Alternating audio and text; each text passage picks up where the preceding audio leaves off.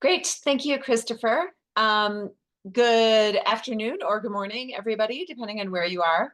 My name is Ann Lotch, and I am the Justice System Coordinator at NCALL. We are the National Clearinghouse on Abuse in Later Life. And I want to join Christopher in welcoming you to this webinar series. It's great to see such a big crowd.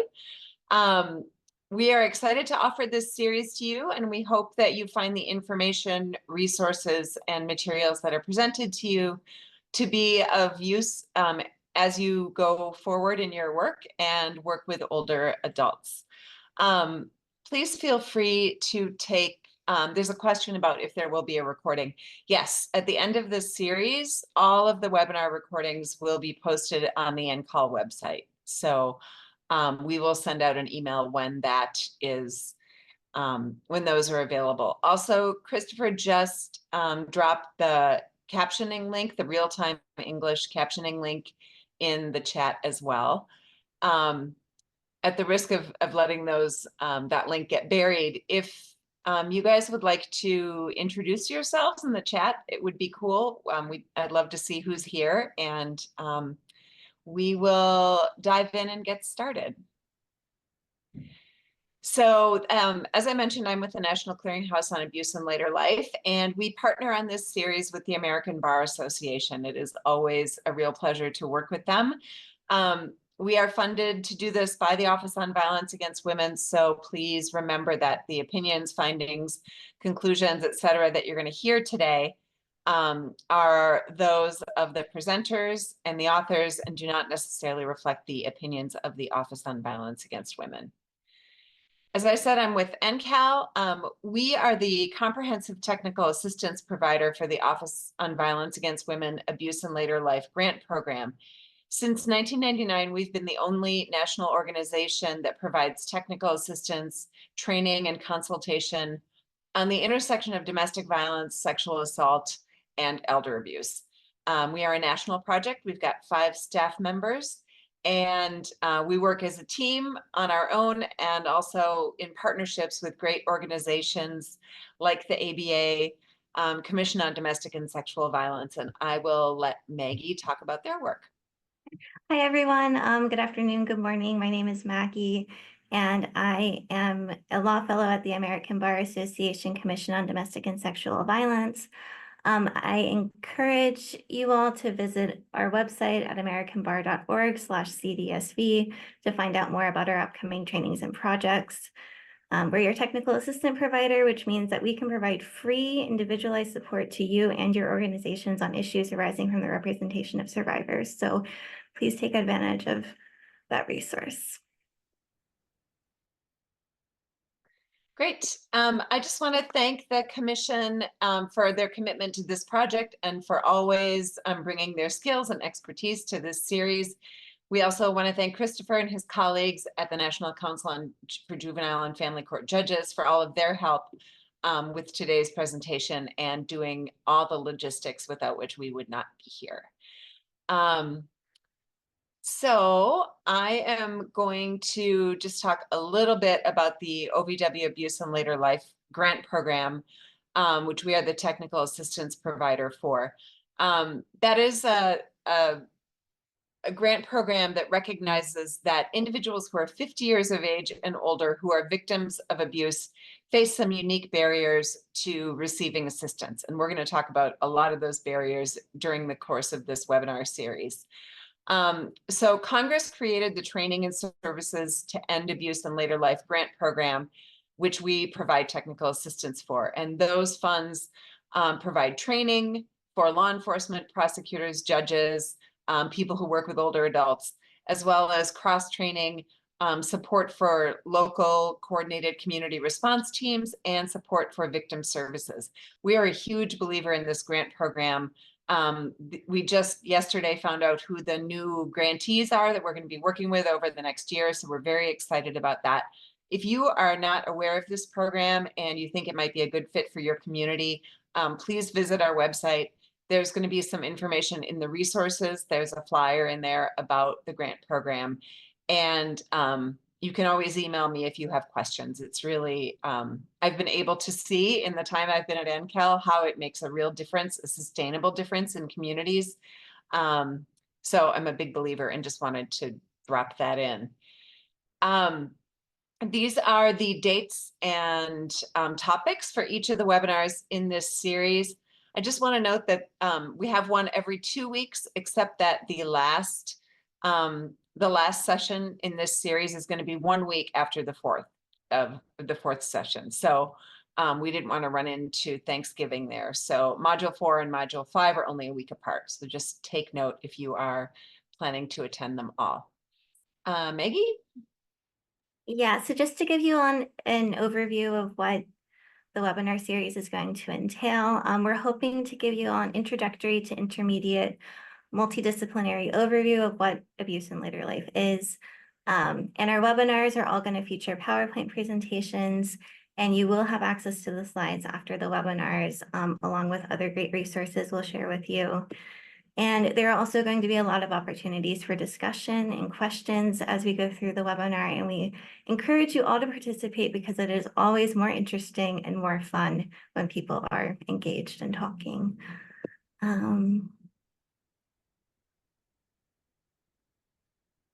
So we have a few overall objectives that I think are good to keep in mind as we're going through the series.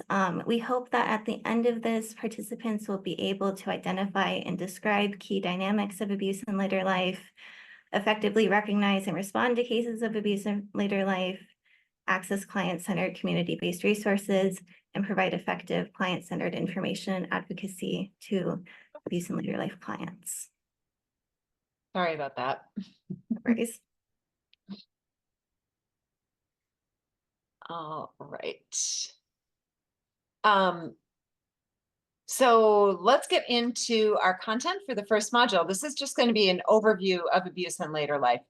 Many of you, if you're familiar with NCALL's work, have probably got some familiarity with this topic, but we just kind of want to establish a foundation for the rest of the content that we're going to be covering in this series. So for this module, we're going to talk about the common forms of abuse in later life, including domestic and sexual violence, some abuser tactics and methods of abuse and exploitation. We're going to talk about what is unique among domestic and sexual violence in later life. How is it different for an older survivor of those crimes? We're going to talk about ageism and how that can impact our representation or our work with an older victim.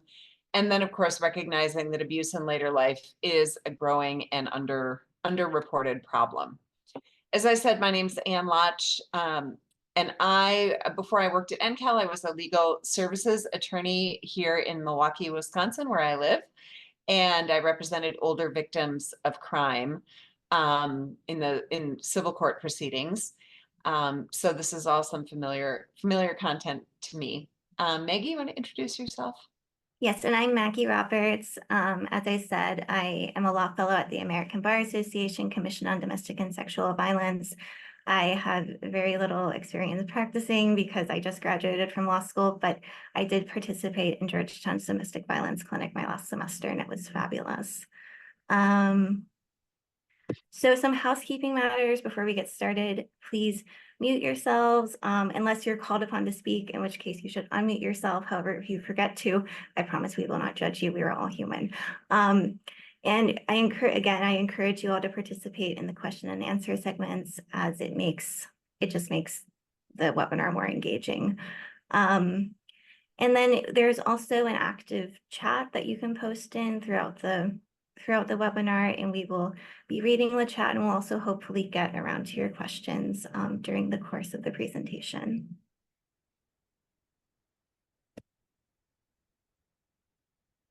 So we're going to start with a poll, and we want you to tell everyone what your experience with abuse in later life is.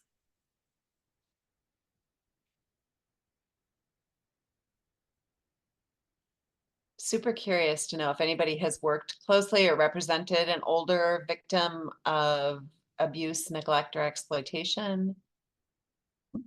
Hey, we have a staff attorney here from Legal Action of Wisconsin. Shout out. So you can drop that in the chat. Oh, there's no poll. We're just Yeah, looking. okay, Sorry. I guess there is no poll. So if you could drop in the chat what experiences you have, and we'll sort of go through them.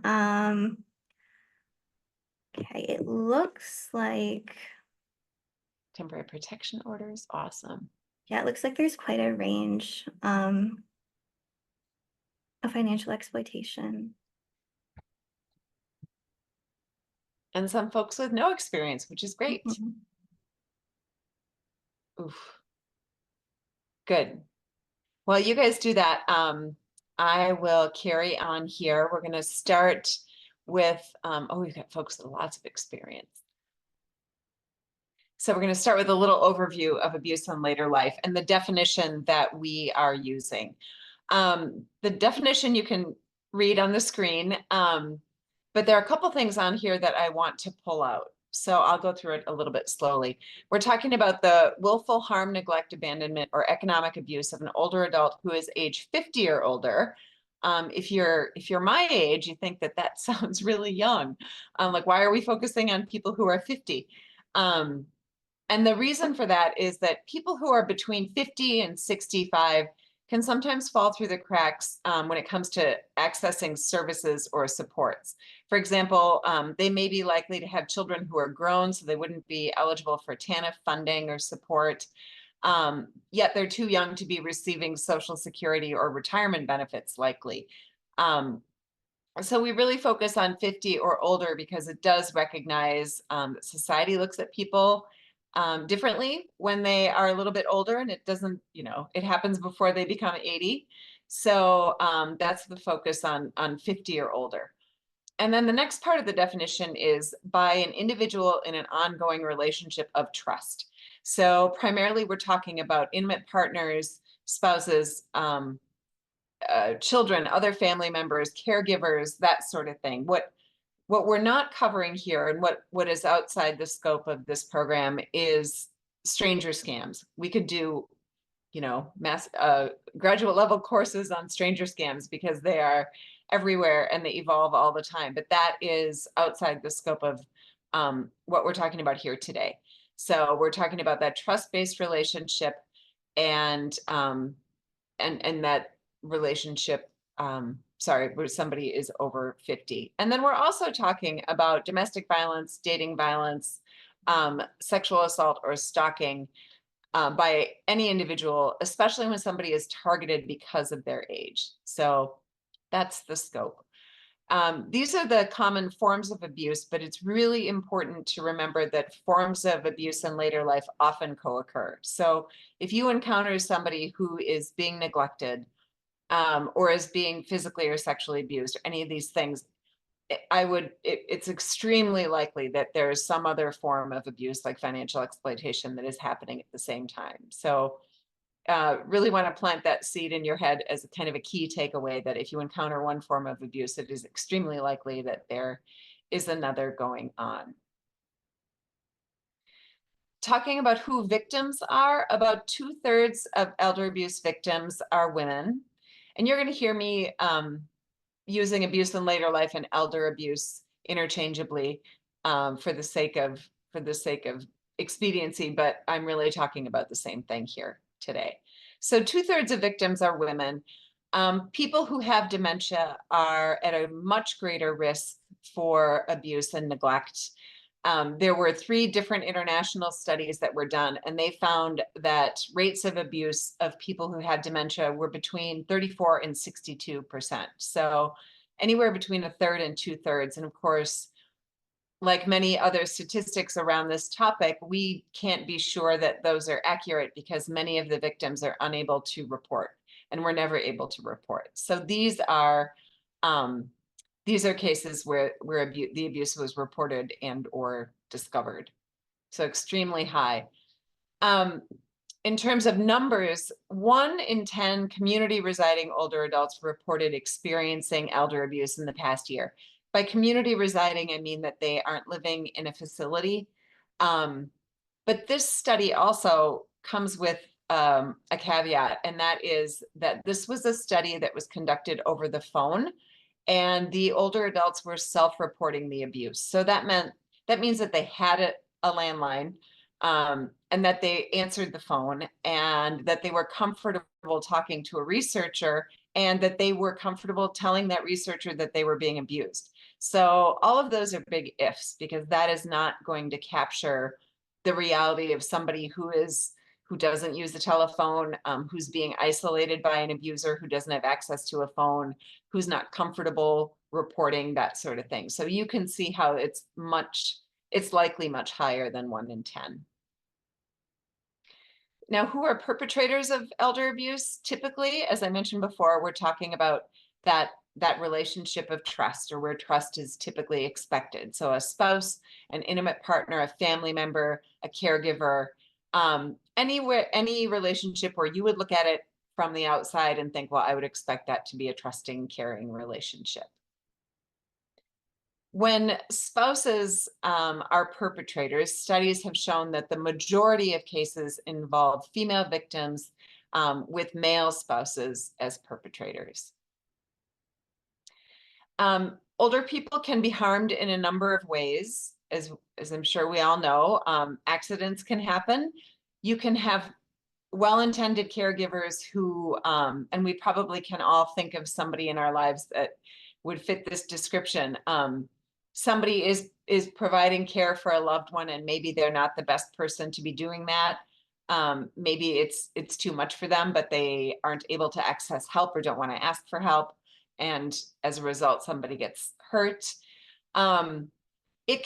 Older people may be harmed by somebody who has a physical or a mental health condition that makes them unable to control their aggressive behavior. Some people, for example, when they have advanced dementia, may have personality changes, and they may behave in ways that they didn't before. And sometimes that can result in people getting harmed. And then finally, we have abuse, which is obviously our topic here today. Some of the motives for abuse in later life. So we talked about who the victims are, who the perpetrators generally are, and now what's the motivation? Well, we know that it's greed, especially with financial exploitation.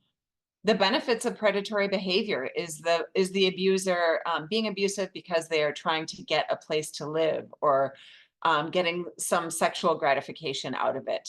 They're getting something out of it. But really, at the end of the day, like domestic violence and other forms of abuse, it is about power and control and those dynamics. So to start off, we're going to meet 2 survivors who were kind enough to want to share their stories as teaching tools. Their names are Lois and Sam, and I'm just going to start the video. It's about 7 minutes long, and I'll let you listen for yourselves.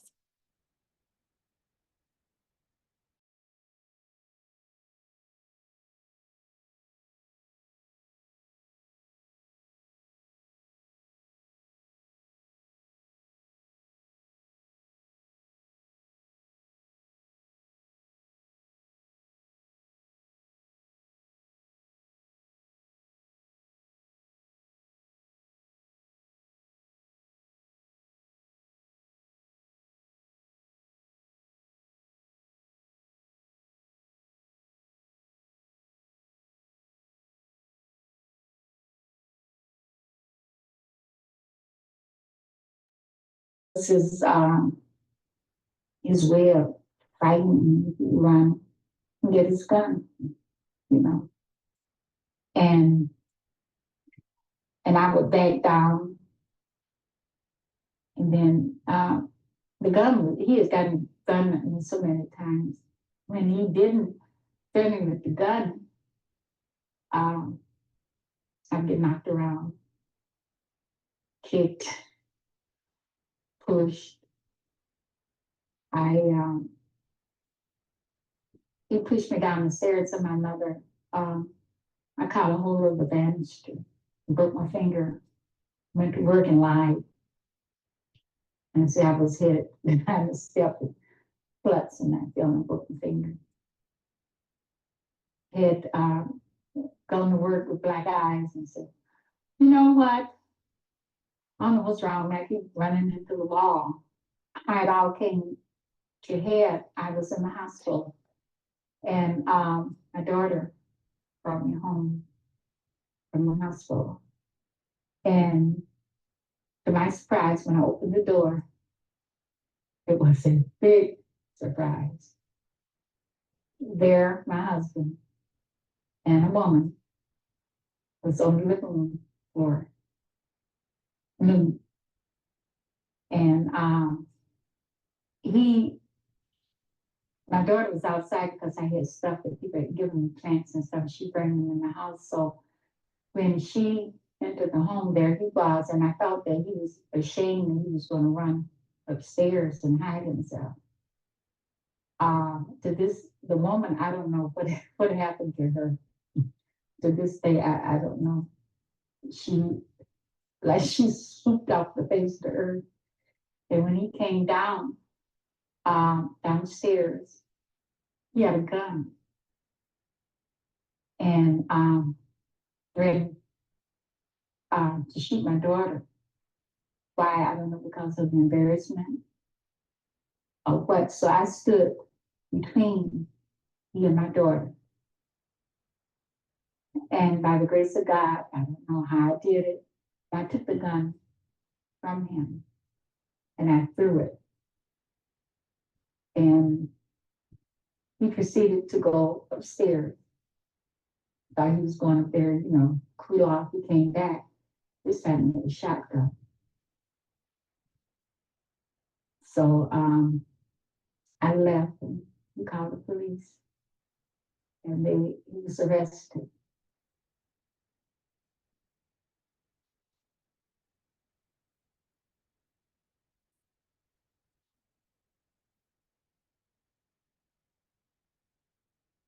He was always on the attack, whether it be verbally or physically. And there's many a time where I had to block her punches with my arms. And or grab whatever she's going to hit me with out of self-defense. One day I was standing in a doorway and she passed by and I wasn't watching her hands and she had a butcher knife in her hand and she stabbed me in the chest with the butcher knife. Because I had several layers of clothing on, it protected me a great deal, but I still had to go to the hospital. We'll be in a car talking and she would take her fist and swing over and right across my eyes with glasses on, I had sunglasses on, and I had deep lacerations in my eye. And we went to the hospital for that, and I was treated for that. She went through my address book and she started taking numbers down of all of my relatives, including my daughter. Eventually, she alienated not only my daughter, but all of my relatives. I have a strong belief in God. And when I take an oath before God, I take that very seriously. And there's nobody on earth can make me break it. The only way you can break an oath with God is when he tells you in certain ways that, okay, I'll release you from this oath. She would tell me, it would constantly remind me of my responsibility is that I took an oath and that I was obligated to God in order to take care of her. The longer we were married, the more she would have another arc in the web placed on it. The more she would find an excuse or an experience to indicate to me that my presence is needed there, period. And the more she grew to depend upon me, I felt more and more obligated to stay there, to take care of her, and to take her to a store just to get food, and to make sure that she eats. Those are the strings of the web that I'm telling you about. The culmination of it was when this Friday morning at 5:30 in the morning, when she walked in the bedroom with 2 butcher knives. She had been drinking the previous day and all through the night. And I was in the bedroom getting undressed to lay down because I finally talked her and going to lay down in the bed. And she walks in the bedroom and she had these two butcher knives in her hand. And she walked on the other side of the bed. She said, "You see these? I'm going to put one of these in your back before you get up in the morning." And she was looking at me in the eye, and she had that star in her eye that I knew from her look. I saw it before that she meant what she said, and she's going to do what she means to do. So from that, I got dressed and I got on my cell phone. I went outside, I got on my cell phone, I called the police, and I told them what happened. And they came out, and she was denying everything. They picked up her pillow and they saw the two knives there that I explained to them that she had. And so they charged her, and I made charges against her for it.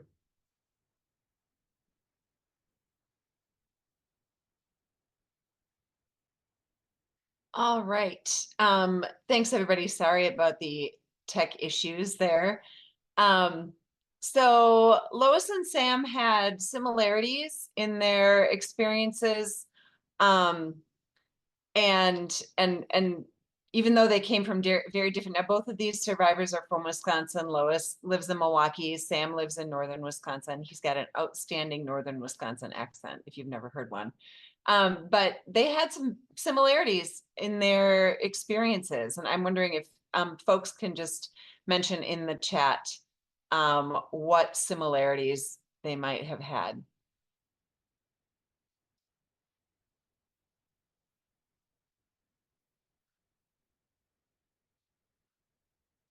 Yep. Both married. Yep. Threats to kill. Isolation. They were both being isolated. Both partners threatened with weapons, right? Abused by spouses. Strong sense of duty and loyalty. It's always so moving to me when I hear Sam talking about how she kind of trapped him by making him feel like he had to do things for her, and he continued to do them, staying through the abuser through multiple incidents. Oh, you guys are good. Abuse that spanned much of the marriage. All right, good. With that and fear, very good. There were some things that were unique. What challenges were unique for either of them, for either Lois or Sam? All right, they both used children. You know, anything that Lois experienced that Sam didn't? Yep, he had proof of the knives. Right, gender, social norms. My guess is that if Sam did not, that it would have been much more challenging for Sam just because of what society typically thinks a survivor of abuse looks like, that it might have been harder for him to reach out for assistance and to feel comfortable doing that. Different weapons. Also, they live in very different communities. Where Lois lives is somewhere it would be much easier for somebody to, even an older adult, to find support, to leave, to access shelter services if that's something that she wants. Where Sam lives is very rural, very few shelters are farther apart, and certainly seeking shelter as a man would have different. It would be a little harder, particularly where he lives. Sam was more isolated from his daughter and other family. Yes, I think that is critical. We know that a classic abuser tactic is somebody who isolates the individual from their loved ones, from their families, from the things that they enjoy. And that definitely happened more with Sam. Sam's support network was destroyed by his wife. Good. Good. Yeah, you guys did great. So that's just kind of an introduction to two, when we always say when you've met one victim of abuse in later life, you've met one victim. Well, now you have met two. And we're going to move on Some of you may have seen this video before, or different clips with the same survivor, but this woman is called Miss Mary, and she experienced sexual assault at the hands of her grandson. And as backstory, she was 96 when the assault occurred, and she was living with her grandson and her grandson's wife. And the reason that she was living with them is because she did not want to go into a nursing home. She also, she did rely on them for some cares and some assistance and help shopping and help with meal prep and that sort of thing. This video is about 2 minutes long. It's going to start with the 911 call that Mary made. And I will let that start, and we'll talk about it when it's over. 911 Thompson.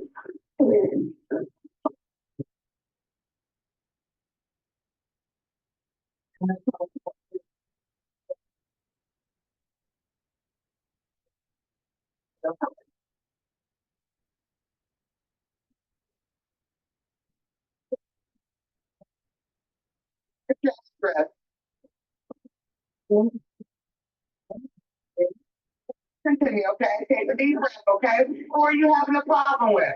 Who are you having a problem with? I don't know. Please, listen to me, ma'am. Who are you? Will you listen to me, please?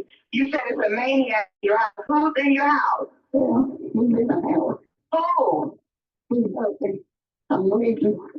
Ma'am, who's in your house? Listen to me. Who's in your house?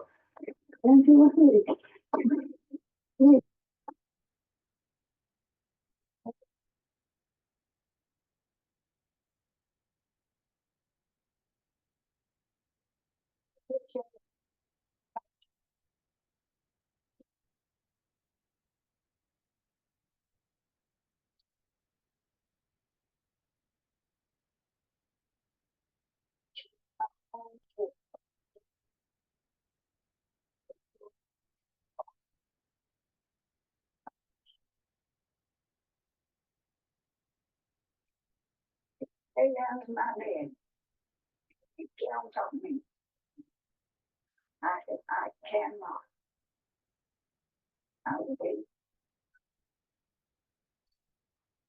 Because I think you don't talk to me. He's sure me.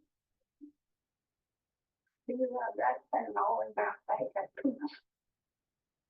And then he found me back down in the chair. He said, I'm gonna kill you tonight. All right. That is, I've probably seen this video 110 times, and it never gets any easier. Just to go. So I think that even though that was really short, based on that and based on your own experience, what are some of the unique challenges that older victims of sexual abuse face? And kind of related to this, I just want to point out how, and I can tell you some backstory about this case, but how brave she was in going through the trial, which she did. They may not be able to physically defend themselves, particularly as someone who's 96, right?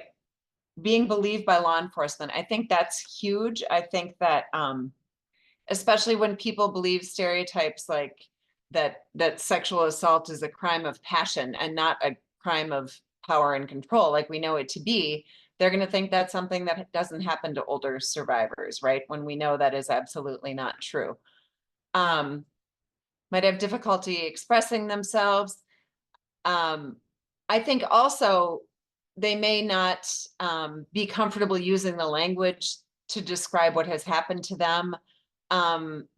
Nadine points out correctly that as we age, our skin becomes thinner, our bones are not as strong, probably brains too in my case.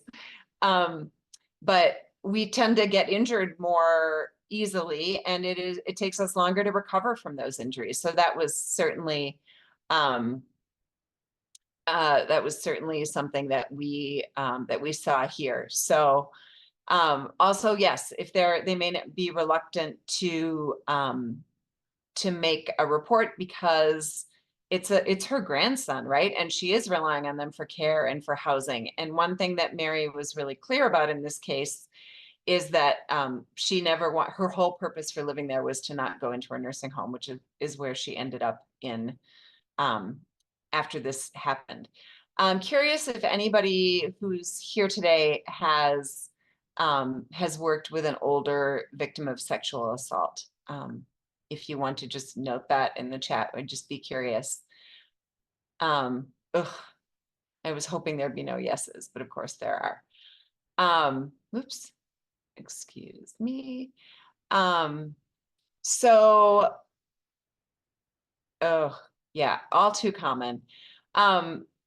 Just to let you know what happened with Mary's case. Sorry, my controls are all messed up. There. During the trial, the entire family, all of Mary's family, sided with the perpetrator. And so on her side of the courtroom, there was nobody except the individuals that supported her during the investigation and during the trial. So she was very fortunate because in her community, this happened in Florida, the prosecutor, the victim advocate, the sexual assault nurse examiner, and the investigators all really came together. They got the case prosecuted quickly. He was found guilty. He remains in prison today. I don't believe he is eligible for parole until 2038 or something like that. So the downside is she only lived another 2 years after that, and she did live in the nursing home the whole time. But that group of people who supported her during the trial really became her family. So if there's anything positive to say about that, it's this. The wife of the grandson, she was actually financially exploiting Mary at the time. That's a whole other thing. So she sided with the grandson. It's just a tragic case, but Mary too was very clear about wanting to tell her story and wanting people to know that this happens to older adults and that we need to believe people. So it's always an upsetting video to watch, but I think she exemplifies how difficult it can be to get help with these cases and how challenging, how older adults may experience different and unique challenges than older survivors.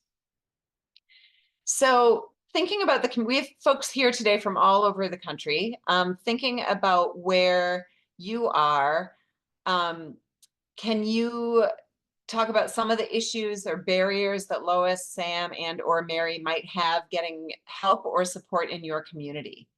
Can you think of anything off the top of your head? I'm just curious. The reason we ask this is because in one of the upcoming modules, we're going to talk about community resources and how to best connect people, especially when you live somewhere that is not a service-rich community. Shame and believability, technological literacy issues, definitely. Let's see, lack of transportation. Transportation can be huge, particularly when someone is no longer driving. Implicit bias. In a poor rural county, I'm guessing there is not a shelter that is positioned well to serve older victims. Let's see, mental health counseling afterwards. All right.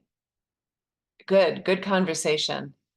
Courtney brings up something really important, the disconnect between various types of service providers.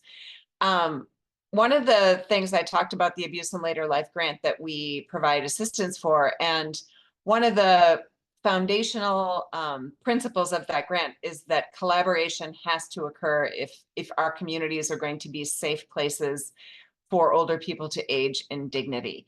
And one of those is making sure that everybody in the community is on the same page about what resources are available, how we serve people. Ideally, every community is going to have a no wrong doors approach, that no matter where you go, you're going to eventually get directed to the right place. But certainly in many communities, especially smaller communities and rural communities, that is just not the case. So thank you for your engagement on that. Yes, experienced investigators are few and far between.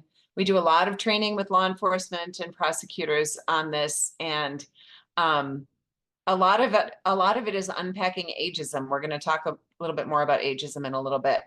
And they're hard to prosecute. Yes, court takes a long time. Fortunately, in this case, they were able to get it on a rocket docket. The judge knew that time was of the essence here, and it went pretty quickly. That is certainly not the case in every community. All right. We talked, you guys identified most of these in the chat, access to services, physical limitations, cognitive limitations.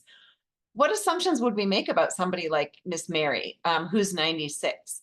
Like, she was really sharp. And I think most of us would assume, because the incidence of some form of dementia or some level of dementia does increase the older we get, some folks would assume that she would not be able to participate in the prosecution, and that is absolutely not what happened in this case.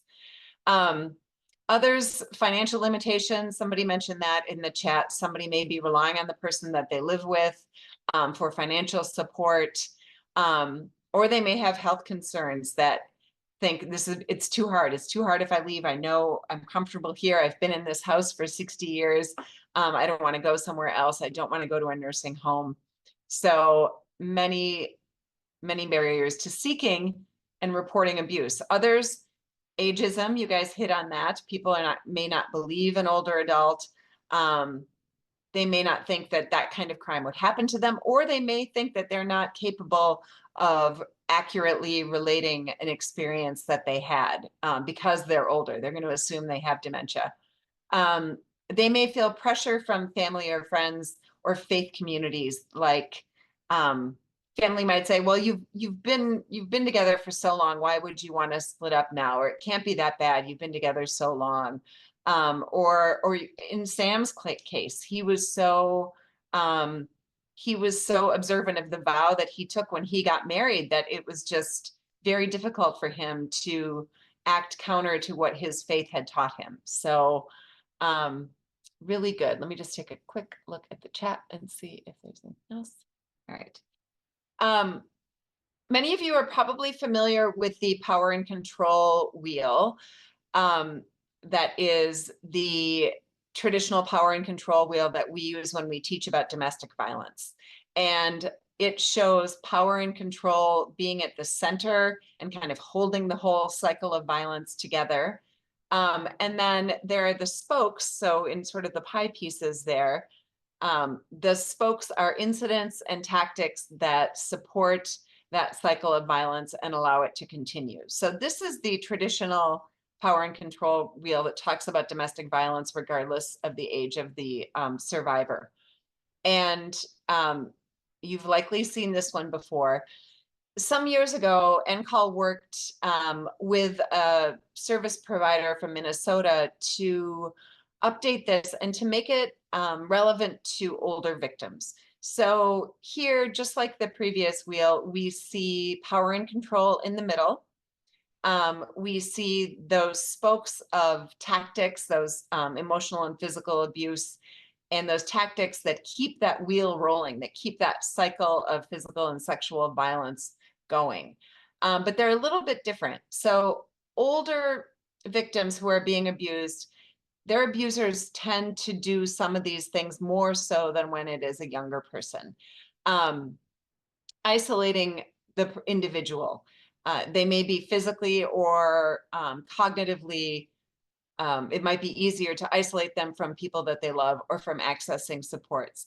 They may be more likely to use family members against the older adult, making threats like, if you don't give me your social security check, you're never going to see your grandkids again, or that sort of thing.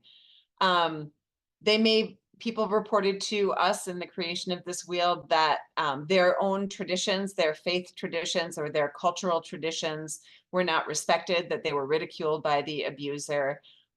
They were denied access to their faith community, to tribal traditions, to things that were important to them. Abusers of older survivors often target their vulnerabilities. So for example, one person told us when they were in a relationship that the person, when they would leave the house, they would take their walker because they knew that they wouldn't be able to get around. They'd remove their walker and wheelchair, so the person would be trapped. So this wheel is in the materials that maybe we can share that link again, because there's been a lot of talk in the chat, but all the materials are available for you guys to download, and a copy of this wheel is also in there for you. Let's go ahead. So as I mentioned, thank you, Jane. Power and control, the way that these wheels are the same, the domestic violence wheel and the abuse in later life wheel, is that power and control remains at the center of why abuse happens and why it is allowed to continue. And physical and sexual abuse are sort of on the outside of the wheel, representing the cycle of violence that is prevalent in these relationships.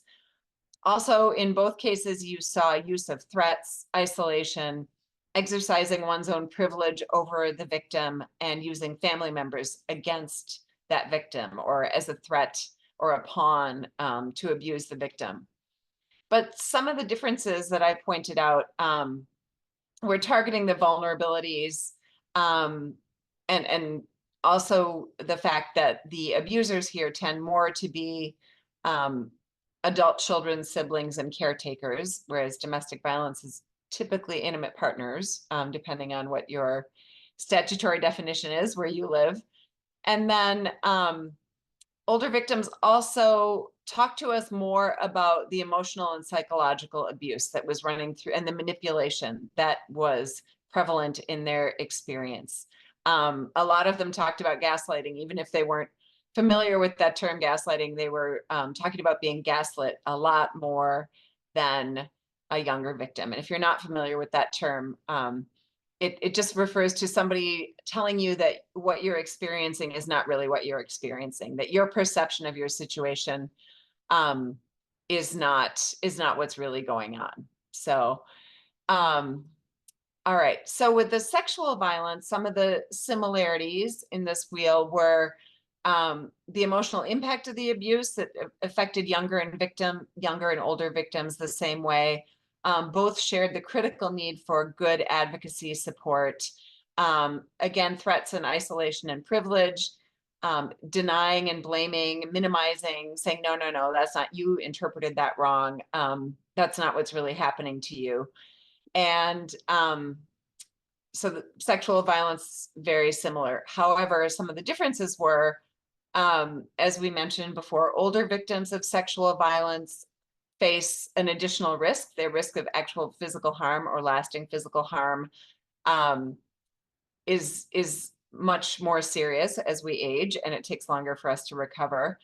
And then forms of sexual violence can look different on older adults. There may be times when somebody who's older may be taking a medication that causes them to bruise more easily. So oftentimes someone will say, is that a bruise from abuse, or is it just a bruise because you're taking a blood thinner or something? However, there have been people of all ages who've been violently sexually assaulted, and there is not any physical evidence or obvious signs on the body. So it can look different for older adults. And then I think that healthcare organizations healthcare providers are getting better about this. And I think that's in large part due to more training being available on this issue. But often healthcare providers don't either recognize the physical signs of it, or they write it off to something else like bruising, or they're not asking the right questions. And they're just not screening older adults for sexual abuse because they have ageist assumptions about what survivors of sexual abuse look like, and that doesn't include a 96-year-old woman. So just kind of a walk through some of the differences between how we look at those cases and how older victims experience those situations.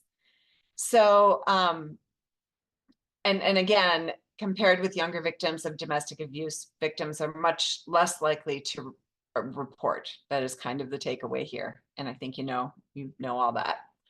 I'm going to turn it over to Maggie now. Oh, no, wait, you got one more.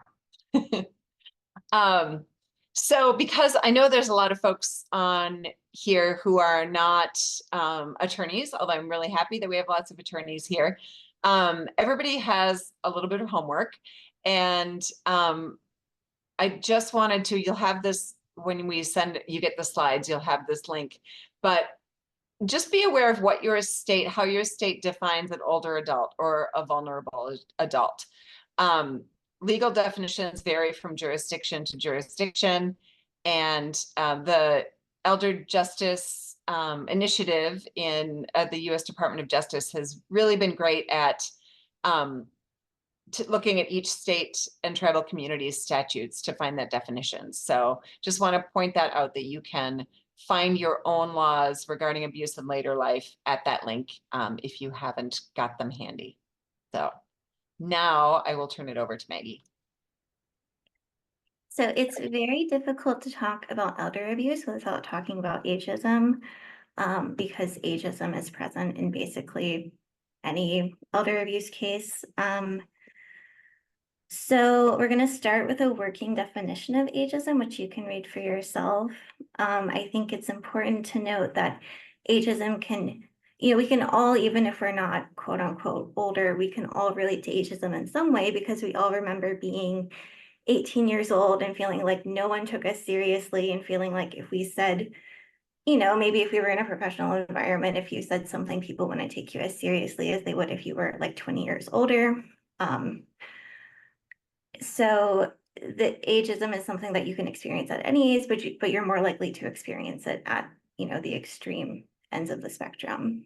And for older adults, ageism can impact their safety and well-being if people have a paternalistic approach to them, which I think a lot of us are prone to having paternalistic approaches to elderly people, in part, or to people who are older, whom we perceive as, being maybe around the ages of our parents or grandparents, because we sort of, they remind us of our parents and grandparents. So it's something that's good to be aware of when you're working with clients, because when you're working with clients, your goal is to not be paternalistic, but instead to recognize that your client is the expert on her or his or their own life.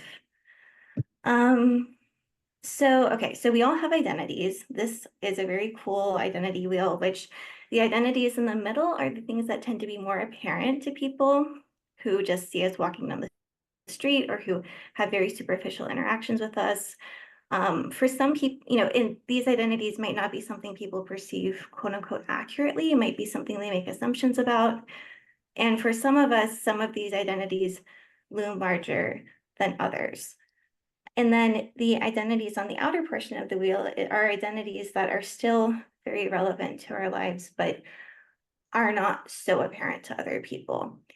And again, some of these have more weight for some people than others. But the point of showing this is that age is really only a small part of who any person is. And it sometimes we sometimes treat it as though it has an outsized bearing on who someone is, depending on how old we perceive them to be.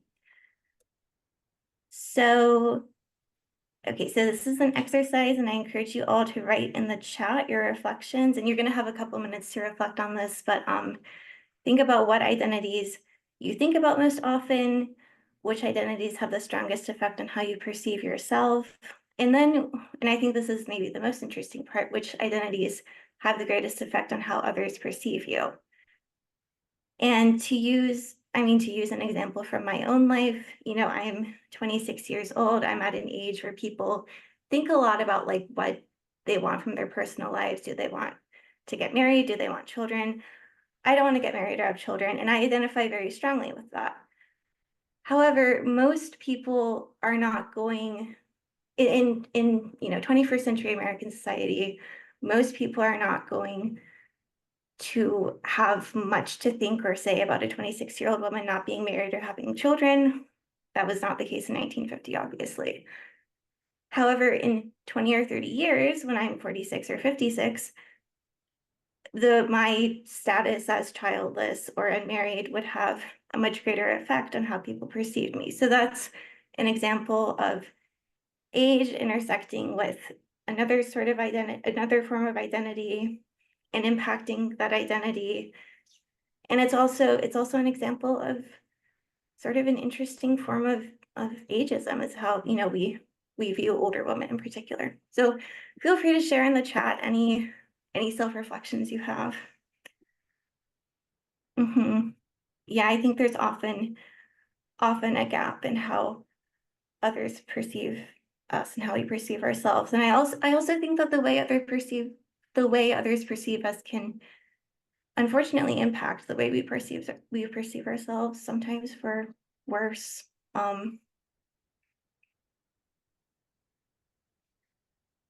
But you all are welcome to keep thinking about this as we move on. And even if you don't share, it's a good exercise to think about. Yeah, military experience is a really interesting one. And I think it's sort of, you know, the categories of identity into which you fall really depend on how much that identity impacts you. Like or how much you think about that identity, because I think having, whether or not you have military experience is something you really only think about if you do have military experience, usually. Yeah, court is a place where you see just so much discrepancy in how people are treated. And also, I mean, I know in CPO court in DC, you so often have a white male judge presiding over cases where the vast majority of petitioners and respondents are people of color. And oftentimes they're listening to women describe very traumatic things. So, okay. So I encourage you all to keep thinking about that and feel free to keep sharing. People do read the chat as the webinar goes along. Sometimes the chat is a little more interesting than the webinar. So, okay, so each person's identity impacts their experience with aging. So, you know, if someone doesn't have a retirement account or much of a retirement account and is not able to work or is perceived as not being able to work because there is a ton of ageism in the job market and in hiring, then they may be on a fixed income. And if you have no savings, a fixed income is going to affect your ability to get a house, and that's going to compound, or to get a place to live. And that's going to interact with whatever other factors in your life prevent you from getting a place to live. As we know, the housing market is notoriously racist, even if it isn't allowed to be. So things like that factor, aging intersects with other aspects of a person's identity in ways that are oftentimes lead to more oppression. And then access to quality healthcare, I think, is another really interesting one. And I think it's important to note that even if someone in theory has access to quality healthcare, their past experiences with the medical system might impact their ability to take advantage of that access to the healthcare system. If someone has had a traumatic experience with a doctor, or just has had a series of maybe not overtly traumatic experiences, but unpleasant experiences, they're less likely to seek out healthcare. A lot of people actively avoid the doctor. And then caregiving supports, you know, in some cultures, I think children have there's more of an expectation that adult children will quote unquote step up than in others. And, you know, sometimes that can play into caregiver burnout, which can affect if someone feels like they have to take on the role of caregiving when they're not entirely able to, that can affect how the quality of care someone receives. So, okay. All right, so culture, yeah, so that's a nice segue into how culture impacts elder mistreatment.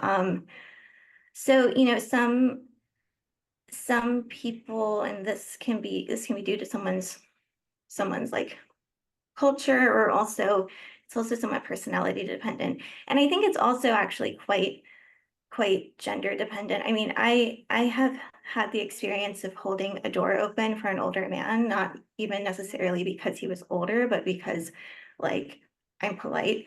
And he was quite offended by that. And I think it was because he perceived in that an implication that I was calling him weak or not capable of opening a door. And men, especially men who grew up during, the 50s and 60s, have been socialized to not accept help. So culture can be both the source of risk and protective factors for an older adult. Again, like in some cultures, there may be more of an emphasis on supporting family. However, the fact there is an emphasis on supporting family, and even that family is attempting to support someone, doesn't necessarily mean that that support will be of good quality, or that it will be there. And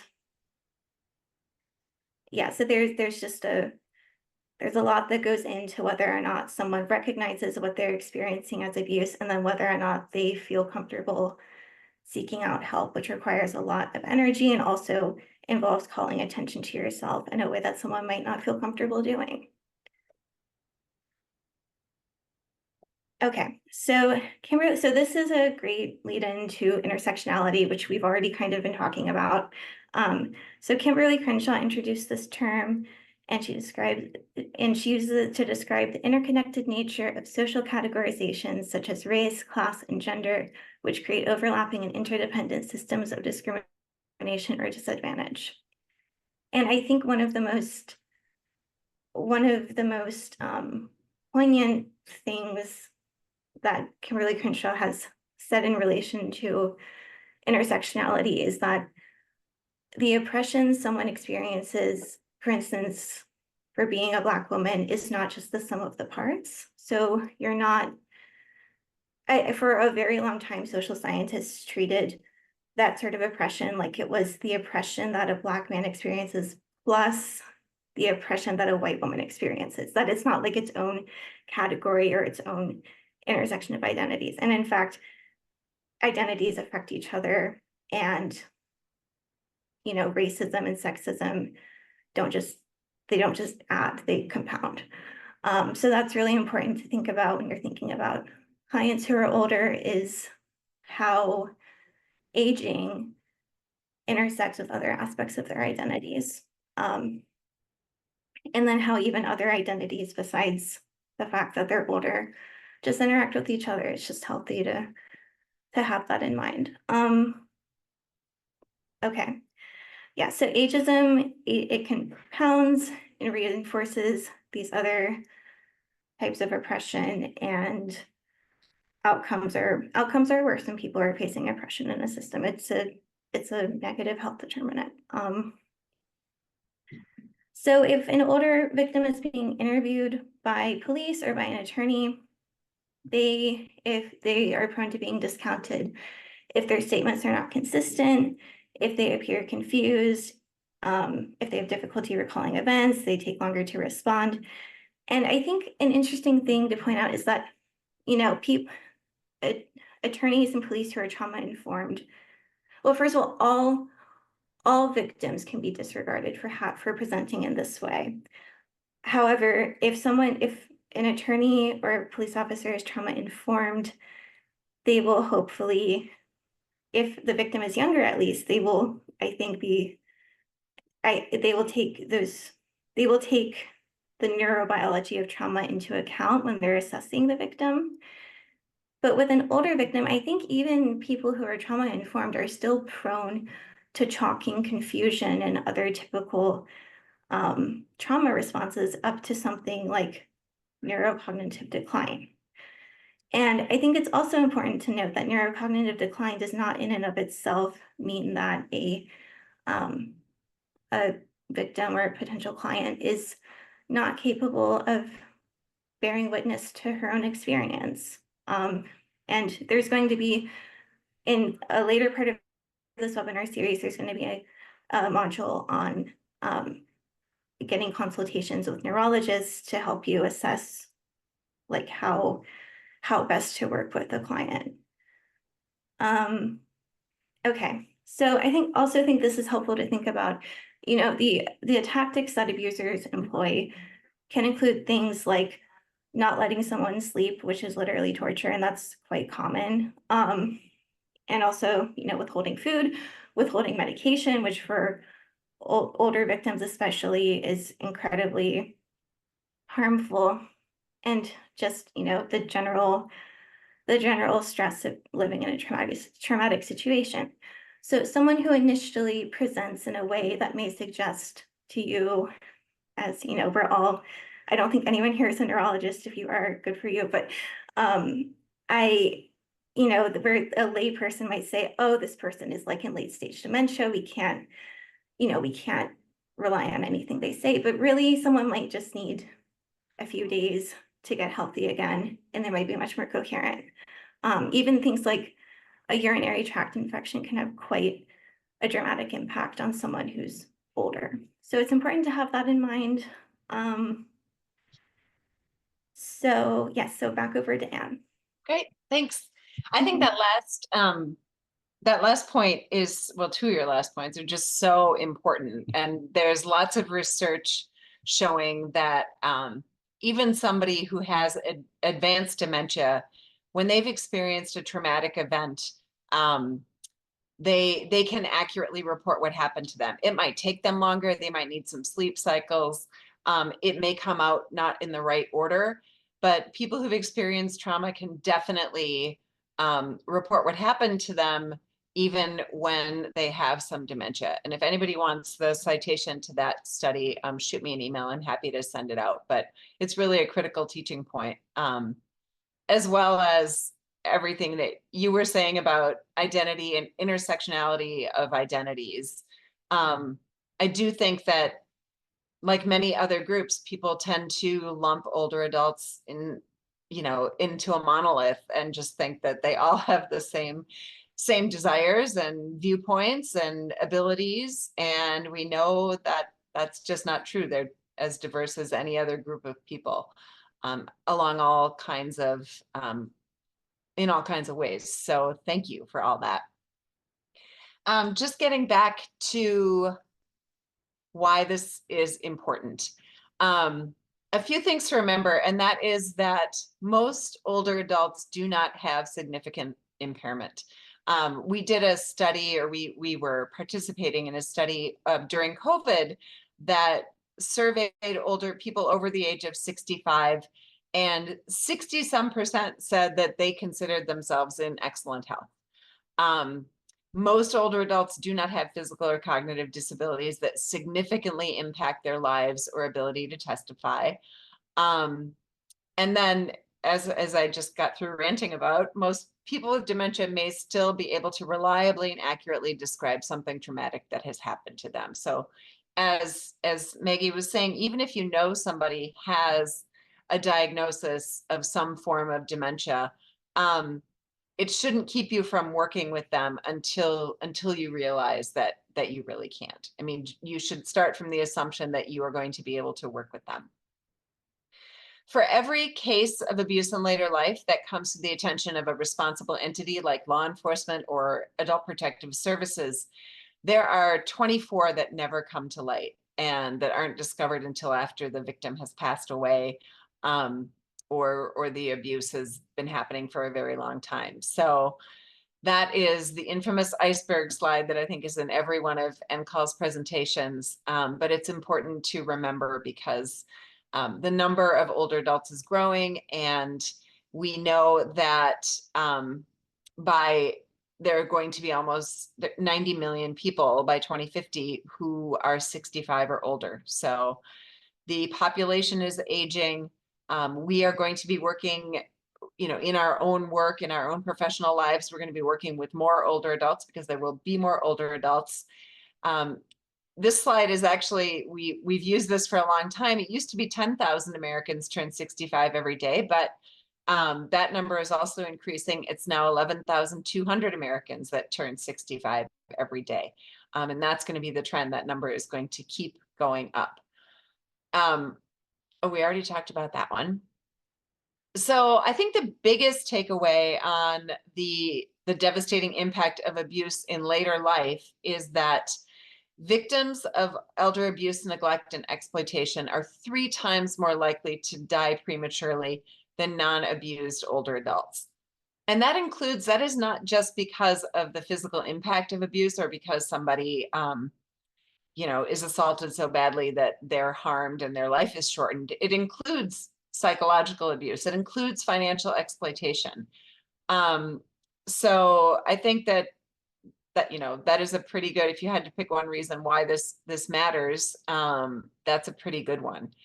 So we went through a lot of stuff on dynamics and who this impacts and what it looks like and what are the challenges of responding and what are the challenges that survivors experience when they seek help. We have a little bit of time to take questions from you guys. If you have anything for us, we would be happy to answer them for you. So you can drop those. I'm going to put my email in the chat, and if folks want the research about trauma and dementia and talking about our experiences and memory, shoot me an email and I will be happy to send that out to you. And Karen, you can email me too. I think that we have some information on like lists of abuser tactics as well as what you're talking about. Suggestions for someone needing to leave a situation but has dementia and can't live on their own. My first question would be, you know, has Adult Protective Services been involved in your jurisdiction, like wherever you are? You know, a lot of times it depends on what the dementia is. Oh, and they did not take the case. That is very, very frustrating. I think that it's going to depend on, you know, the extent of their dementia. Like, are they at risk? Are they making a decision? You know, are they making a decision that is, you know, counter to their own best interests? Do they need more protection than what they have, or do they have sort of an early stage dementia? There are lots of reasons. I think without more information, it's hard to give advice there, you know, without more information about the situation. But if you want to shoot me an email, I'd be happy to talk about it some more with you. Right, like, is it so severe that they should have a guardian? Do they have a power of attorney? Is that person the abuser?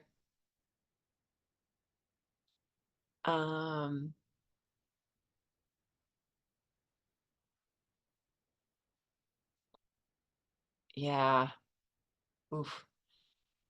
Oh, good question. How much of the later life abuse starts in later life or continues from domestic violence? I don't know percentage wise, but we do know that a great deal of the abuse that we see and the victims that we speak with who are in long-term relationships indicate that it is something that has been that has existed at some level throughout the course of the relationship. Certainly not everybody, but it's pretty common. And I think a lot of that is a generational, you know, part of the reason for that might be generational in that 50 years ago, or people who got married 50, 60 years ago, it was divorce was something that was much less available, certainly less available to women to initiate. And there was more of a social stigma about it. So they may have more of a belief that when you get married forever, and that's it. You know, like we saw in Sam's case. So yeah, good question.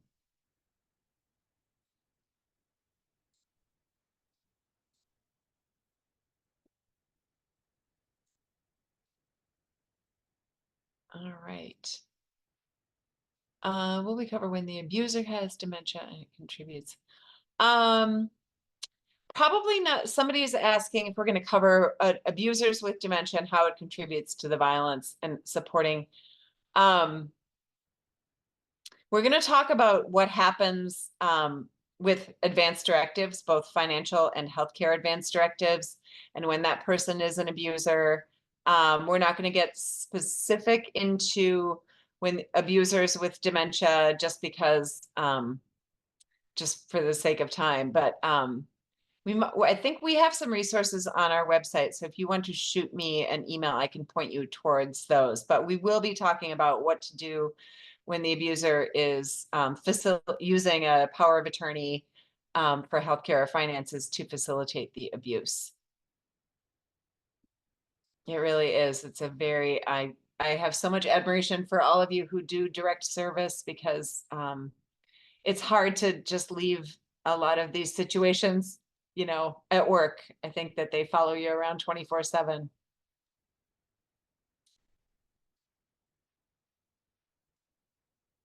All right. Well, I want to thank everybody for coming today. We appreciate you, and we hope that we will see you at the next session. The key points for today that I really want folks to take away is that, you know, recognize that abuse in later life takes on a lot of forms when working with older clients, and that those forms of abuse often co-occur. We need to be more aware of our own ageist perceptions that we're bringing to it. I do it. I've been doing this work a long time, and I know I still make ageist assumptions about people. So how does that impact our work with the client, and how does that harm an older adult's relationship and willingness or desire to engage with us? And then, you know, I'm just understanding that it is a growing and underreported problem in this country, and that it is likely to remain so. So we really appreciate you being here and committing yourselves to being better positioned to respond to older survivors. Next time, we're going to talk about forming that. We're going to get into the nuts and bolts a little bit more. We're going to talk about forming that relationship with your client. How do you build trust? What is the first thing you do to start to work with an older adult, especially if you're somebody who's younger? If you know, if I'm Miss Mary and I need some help, and the person that's going to help me is 29 years old, I'm going to think, I don't know, what do you know about my life? You know, so how do we navigate that? We're going to talk about privilege, confidentiality, and mandatory reporting, and then client goal setting. Especially, what do we do when our client's goal maybe doesn't jive with what we think the outcome should be or the goal should be. There's our contact info for Maggie and me. Maggie, anything you want to add before we? Not in particular, but thank you all so much for coming. And please be in touch with us if you have questions before next time, or want links to resources. That is what we are here for. So thank you, everybody. Bye, everyone.